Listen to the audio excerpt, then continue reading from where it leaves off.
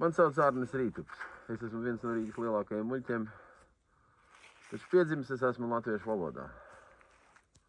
Un latviešu valoda ir tā, kurā es pateicu pirmos vārdus.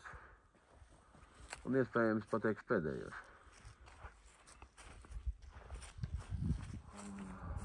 Latviešu valodas sargu ir daudz. Viens no tādiem jau 30 gadus izcilu valodas redaktoru un korektoru vadībā ir bijis žurnāls Rīgas laiks, kas nesen nosvinēja savu 30 gadu jubileju. Lai to nosvinētu, ne Valsts kultūra kapitāla fonds, nekāda cita organizācija mūs nekādā veidā neatbalstīja. Ar nulles budžetu mēs ieņēmām bijušo Komunistiskās partijas centrāla komitejas ēku Elizabetes ielā 2. Un 4 mēnešu laikā to pārvērtām par brīvības teritoriju Rīgas centrā. Par nākotnes laboratoriju. Radot tur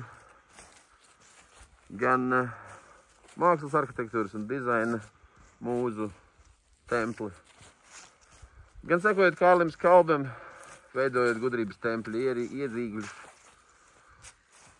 gan pamazām pārvēršot žurnālu par māju, neko neatņemot žurnālam, pārvēršot to par māju ar sarunu palīdzību.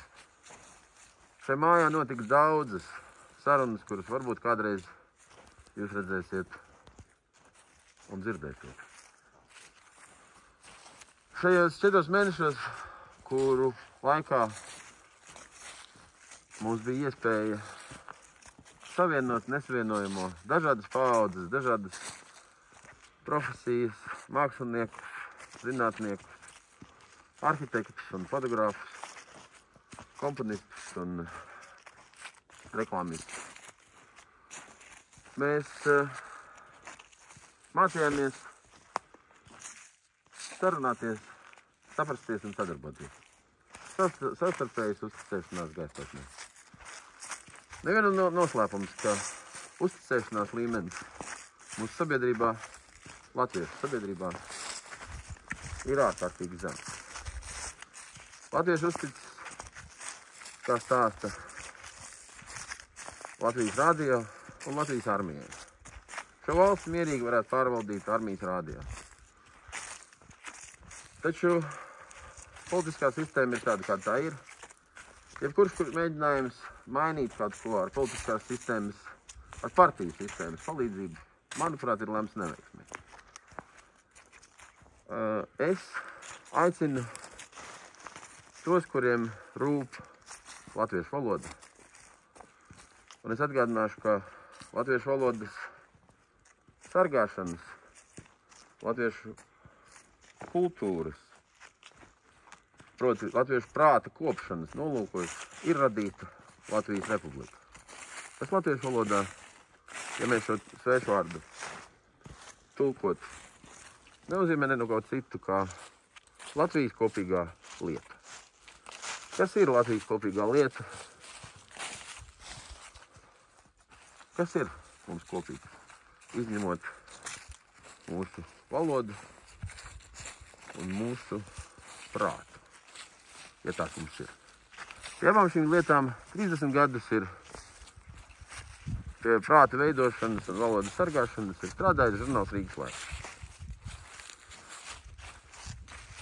Lai mēs varētu to darīt ar lielāku spēku, mums ir nepieciešams spēļu laukums, kurā savstarpējas uzticēšanās gaisotnē satiekas gaišākie, drosmīgākie un radošākie prāti,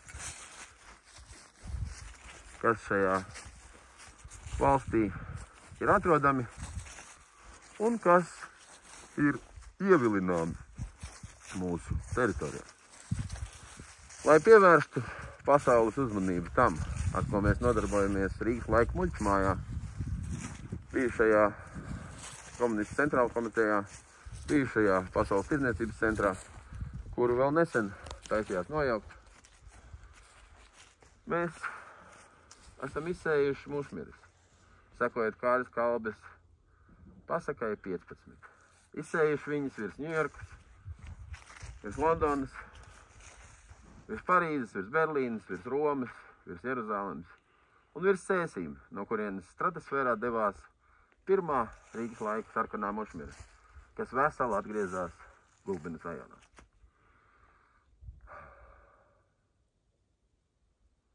Mācieties no sēnēm, visu varu muļķiem, visu slavu muļķiem, visu naudu muļķiem, visu baudu muļķiem, darbu visiem pārējiem.